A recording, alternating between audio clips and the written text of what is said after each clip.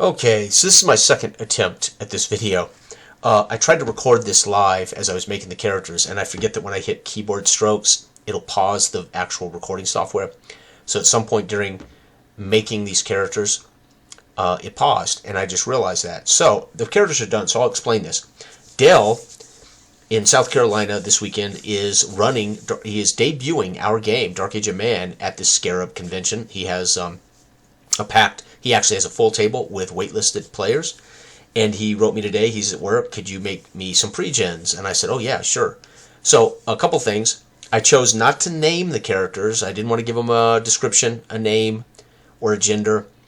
I just wanted to create a kind of an idea of who they are, create them. So unfortunately in here you're not going to see how I created the characters, but at least I can share these characters. Again, in our game, you can point by your character, custom.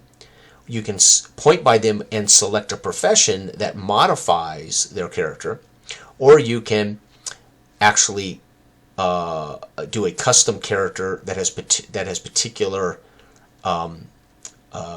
tweaks. Okay, so you can just point by either three and not pick a profession or do any more custom work, or you can point by your character and then choose, as long as you have the prerequisite, choose a profession that's in the book. Or you can basically point by your character and customize in a way the character by following a distinction or discipline notes. Okay, but I'm going to go through this. So I didn't want, again, to describe them. I didn't want to give them a gender. I didn't want to give them an age. I want the players, I want Dell to, number one, let them name them, or let them, let Dell conduct the sessions however he wants. But they can name their hunter, or Dale can refer to him as a hunter, etc. But we got a hunter, repute 3. This is what we recommend in the book. You start all characters at is 3rd level in our game.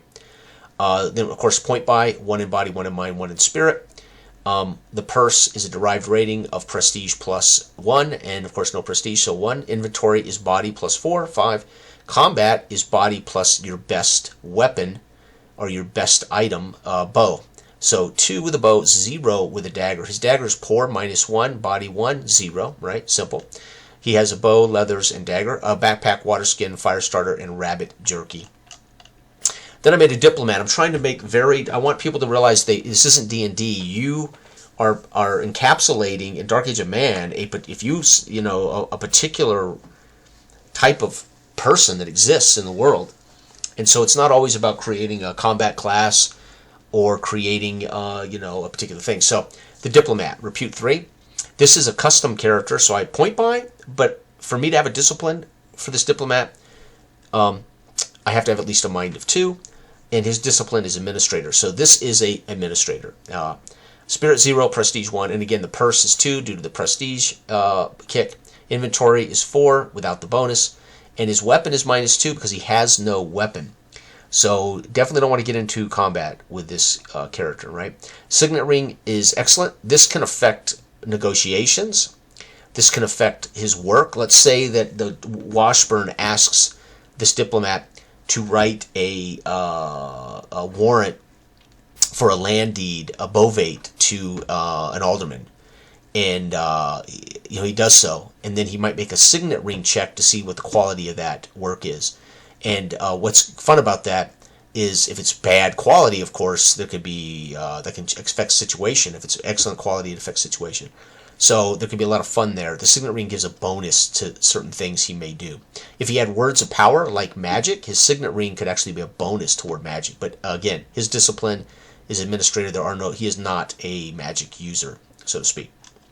He has an assistant, Ilfeld, a 14-year-old apprentice NPC. So he has somebody, because of his prestige, he can have a minion, or he can have a mook, whatever we want to call them, and there's somebody can help him, somebody he can ask to do things or order them or whatever. So he has a assistant. The alderman, he's a noble, so this is straight out of the profession list, which means he has to meet a minimum requirement, which was 3 prestige. His distinction is gentry, which means he's a landowner. So this man would have a manse with a household and land, right? Very wealthy, so purse plus his prestige, and because he's a nobleman, he gets a kick in purse So 3 plus 1 is 4, but as a nobleman, he gets a 5. So this guy is wealthy. He's got a nice manse, a lot of land, probably agricultural land, etc., etc. Probably people that work his land, etc. So he is a nobleman. Inventory 4, body plus 4. Combat is 1, body plus his excellent longsword, maybe a inherited family heirloom chain shirt, and a riding horse. He has 2 NPCs. So again, his prestige is 3. He could have up to, say, 3 mooks with him, or none. You know, you can have a prestige of 4 and not worry about having NPCs at all, right? You don't have to have this. But he would have 2 soldier bodyguards, Franklin and Jasper. Remember, they aren't statted. They could be potential helpmates. You can give orders to them, and they can potentially give you a plus. For instance, let's say he goes into combat, and he describes how Franklin and Jasper are aiding him in combat. Those would be a +2. So he would get 1 plus 1 plus 2. So he'd be +3 in combat if he effectively narrates how Franklin and Jasper are fighting. They become basically a weapon bonus for combat, right? However, they can also, Dell, if he fails a roll, can instantly kill one. Instead of doing damage to the nobleman, he can kill one of these NPCs like that, right? Okay. All right, or he can, or you know, again, this character, this player can say, I'm going to send Franklin to Howardtown to warn the king, and Jasper and I are going to ride back to Dredgetown, right? So he can use Franklin to do things for him, and then he'd make a roll using his prestige to give orders to Franklin to determine whether Franklin's successful in that journey. That's how we use mooks, right? They're amazing aids. Okay. Then we have the tax collector. He's a freeman, which means he has to have at least 1 in 3. But he is free. He has a prestige of 1, so he's not a peasant. I did not give him a minion. He's just the tax collector. So he could work for Washburn to collect taxes. He could be working for a petty king who's come to Dredgewater to try to extort funds from the Washburn, whoever, whatever the player, you know, wants this character to be. And again, no body with a poor dagger is a -1 combat. He has parchment and quill and ink, right, if he needs to collect information on the tax people. He might be doing a census for Washburn, right? Again, it depends on how creative the player is, right? The player could make this guy out doing a census of Dredgewater, right? It's up to them, right? Then I made the warrior prince. He's a soldier profession, which means he gets a kick to the body. You have to have at least 1 in body to be a soldier. But if you have that 1 in body, you get a bonus to body. So I put 2 in body, and the soldier gave another, so 3.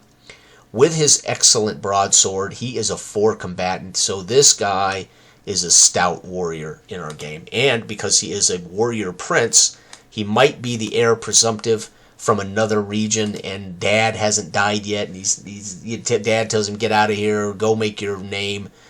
You'll inherit the land when I die." You know, he might be the prodigal son who's left home to make his way until Dad dies, right? So he's the warrior prince kind of thing. Again, who knows what the players at the convention might dream up for the idea of the warrior prince.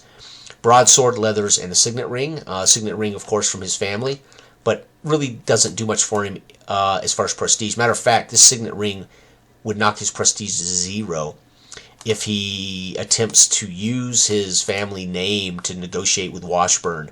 It might actually be a negative for him. So that poor ring is not necessarily a positive. Okay. The Pagan Witch made a druid, repute 3. Again, mind 3, which means you get to select a discipline. And I selected Ungland, rituals, and words of power, which means this druid is a witch, a magic user. And what's cool about that is now we've got herbs of excellent value. So these herbs can be used to mix potions, can be used to mix concoctions, etc. But the herbs could also be an effect on words of power. So his words of power base is 3. So in combat, he could use words of power as a weapon, right, at 3. Or let's say even in a social argument, he could use words of power to charm or to intimidate, and he would have a mind of 3. But if he added, say, herbs to that spell, an excellent could get him up to a 4 bonus in words of power, right? His staff, of course, because he has no body, it's a good staff, which is 0. I'm sorry, he should actually be a 0. So no big deal. Dell may have to remember that. This should be a 0, so I made a boo-boo there. That should be 0. Staff is 0, body 0. This combat should be 0. Okay. And then we have, so here I am making a mistake on our own game. Okay, the ward. This is the heir presumptive of Bainbridge.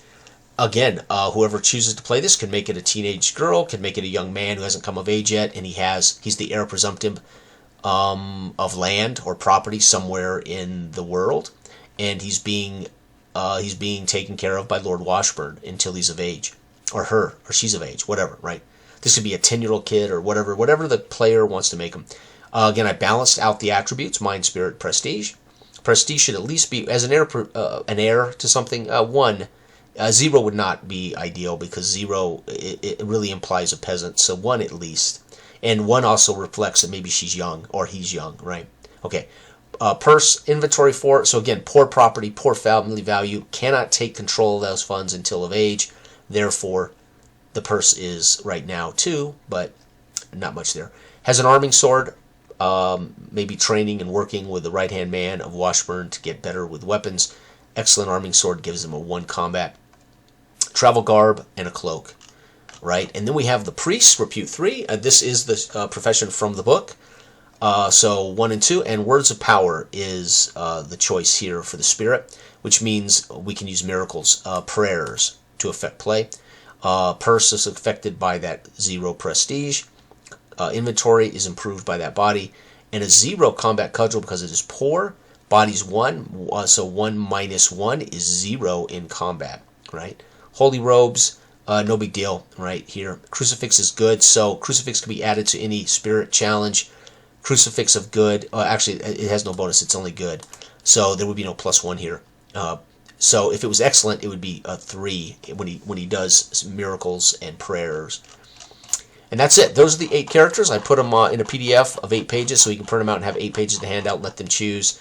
There's also, of course, we have characters in the book, in the adventure section, so there's plenty of pre-mades in the book as well, if people don't want to do this. And again, they could make a character super fast in our game if they don't want to use one of these. So thank you for watching. I'm sorry about the last video. It unfortunately was stopped in the middle of it.